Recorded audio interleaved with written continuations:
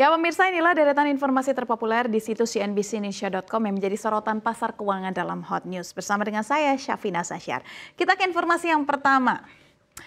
Hujan deras yang mengguyur ibu kota pada Kamis sore kemarin menyebabkan kemacetan parah di berbagai ruas jalan Jakarta pada malam harinya. Dari pantauan CNBC Indonesia sekitar pukul 7:30 malam, antrian kendaraan tampak mengular di Jalan Mampang, Jakarta Selatan.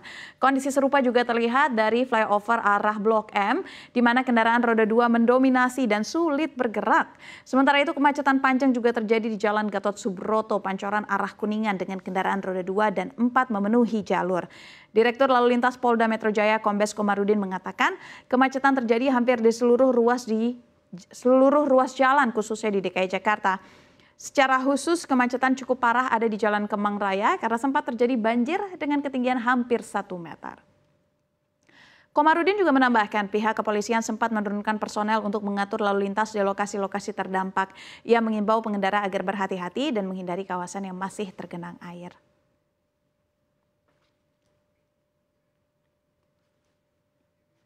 Beralih ke informasi hot news lainnya pemirsa, masih dari dalam negeri. Pasar digital Indonesia terus mengalami perkembangan. Diperkirakan nilai ekonominya juga bertumbuh signifikan dan mengalahkan negara-negara Asia Tenggara, termasuk Malaysia dan Singapura.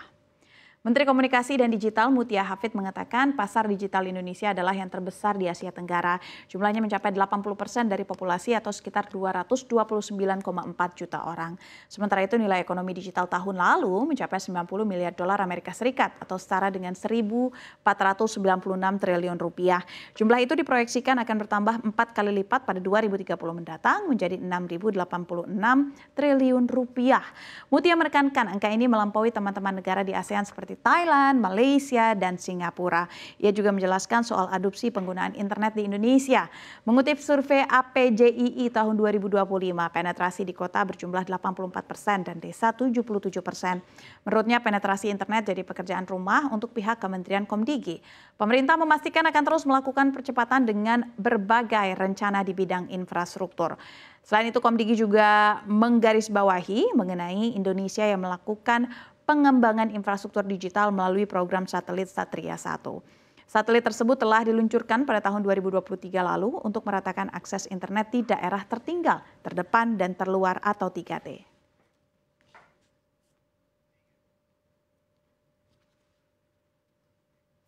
Masuk ke informasi mengenai harga emas yang naik 2% pada perdagangan Kamis. Didorong oleh pemangkasan suku bunga The Fed, serta ketidakpastian yang masih ada terkait hasil kesepakatan dagang antara Amerika Serikat dengan China. Presiden Amerika Serikat Donald Trump mengatakan pada Kamis bahwa ia akan mengurangi tarif terhadap China dari 57% menjadi 47%.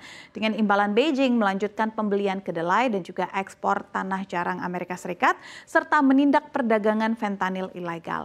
Menurut Jeffrey Christian, mitra pengelola CPM Group, ketika detail kesepakatan antara Amerika Serikat dengan China terungkap, pasar menyadari bahwa itu adalah perjanjian yang cukup hampa. Kini pasar kehilangan optimisme mengenai berakhirnya perang dagang. Sementara itu, The Federal Reserve menunjukkan suku bunga pada Rabu sesuai dengan ekspektasi pasar, tetapi mengisyaratkan bahwa itu mungkin merupakan penurunan terakhir tahun ini karena penutupan pemerintah yang sedang berlangsung mengancam ketersediaan data ekonomi utama.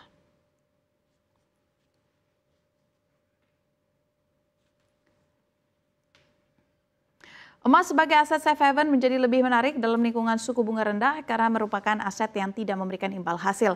Emas juga cenderung berkembang pesat selama periode ketidakpastian geopolitik dan juga ekonomi. Wells Fargo Investment Institute menaikkan target harga emas akhir tahun 2026 ke kisaran 4.500 hingga 4.700 dolar Amerika Serikat per troy ounce, naik dari 3.900 hingga 4.100 dolar Amerika Serikat per troy ounce sebelumnya, dengan alasan ketidakpastian geopolitik dan kebijakan perdagangan.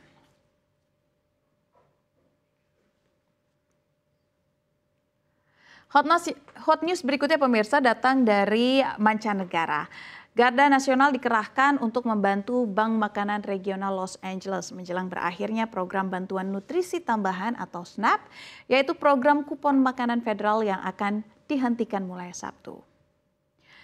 Gubernur California Gavin Newsom menugaskan sekitar 30 anggota Garda Nasional untuk membantu memilah dan mengemas makanan yang akan disalurkan kepada individu serta keluarga terdampak. Langkah ini dilakukan di tengah meningkatnya kekhawatiran atas krisis pangan yang meluas akibat penutupan sebagian pemerintah Amerika Serikat yang menjadi yang terlama kedua dalam sejarah negara tersebut. Hampir 42 juta warga diperkirakan akan kehilangan akses terhadap bantuan pangan karena kebuntuan politik antara Partai Demokrat dan Republik di Kongres yang belum menemukan titik temu selama berminggu-minggu. Sebelumnya, Departemen Pertanian Amerika Serikat memutuskan untuk tidak menggunakan dana darurat guna menyalurkan sebagian tunjangan SNAP untuk bulan November. Keputusan ini menuai perdebatan di Senat dengan Partai Demokrat menilai pemerintah secara hukum berkewajiban menggunakan dana cadangan sebesar 5,5 miliar USD untuk menjaga agar bantuan pangan tetap tersalurkan sebagian. Bank Makanan Regional Los Angeles dalam pernyataannya menyebut 1 dari 4 orang di Kabupaten Los Angeles mengalami kerawanan pangan. Hal ini menggambarkan betapa mendesaknya kebutuhan bantuan di tengah situasi ini.